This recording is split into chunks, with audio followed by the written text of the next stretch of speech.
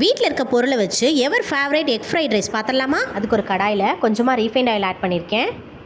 எண்ணெய் நல்லா சூடாகட்டும்.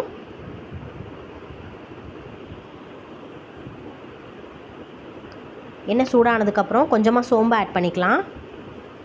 ஒரு பெரிய வெங்காயத்தை சின்னதாக நறுக்கி உள்ளே சேர்த்துருக்கேன். வெங்காயம் நல்லா பொன்னிறம் ஆகிற வரைக்கும் வதக்கிக்கலாம். பச்சை மிளகாயை சின்னதாக கட் பண்ணி உள்ளே சேர்த்துருக்கேன்.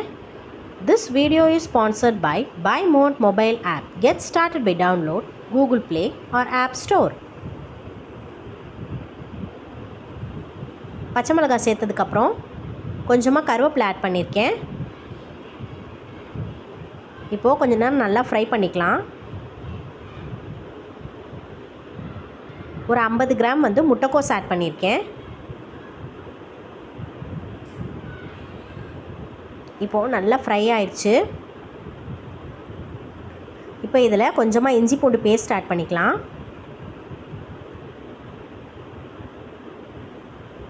இன்றைக்கி நான் 200 கிராம் சாப்பாட்டு அரிசி தான் எடுத்திருக்கேன். அதுக்கு 4 முட்டை சேர்த்துக்கலாம். இது 2 அடல்ட் தாராளமாக சாப்பிட்லாம்.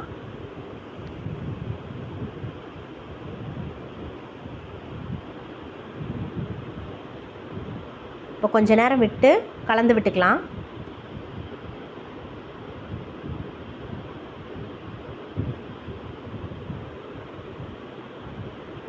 இப்போ இதில் கொஞ்சமாக டொமேட்டோ சாஸ் ஆட் பண்ணியிருக்கேன்.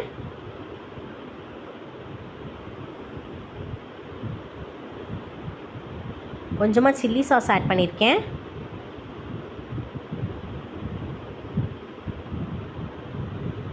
இப்போ நல்லா கலந்து விட்டுக்கலாம். இதில் சோயா சாஸ் நான் மிஸ் பண்ணியிருக்கேன். நீங்கள் சோயா சாஸ் ஒரு அரை மூடி ஆட் பண்ணிக்கோங்க, ரொம்ப டேஸ்ட்டாக இருக்கும்.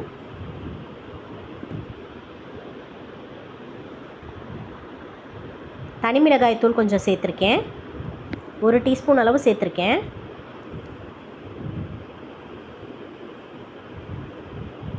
நம்ம சேனலை இப்போ தான் ஃபஸ்ட் டைம் பார்க்குறீங்கன்னா ப்ளீஸ் சப்ஸ்கிரைப் பண்ணிவிட்டு பாருங்கள்.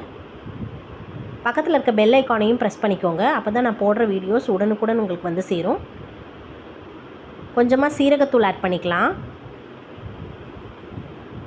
இப்போ நல்லா கலந்து விட்டுக்கலாம்.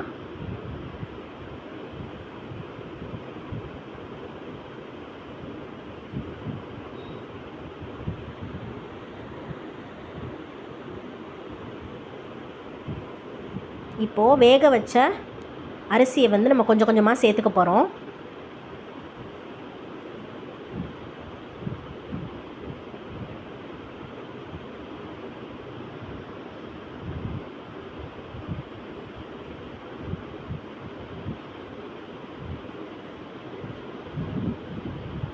இப்போ அரிசி சேர்த்தாச்சு.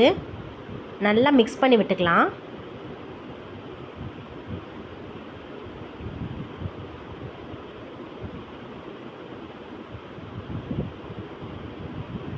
காரத்துக்கு பெப்பர் பவுடர் ஆட் பண்ணியிருக்கேன். எப்படி இருக்குன்னு செஞ்சு பார்த்துட்டு கீழே கமெண்ட் செக்ஷனில் கமெண்ட்டை ஆட் பண்ணுங்கள். தேங்க்ஸ் ஃபார் வாட்சிங். Please like and subscribe. Thank you.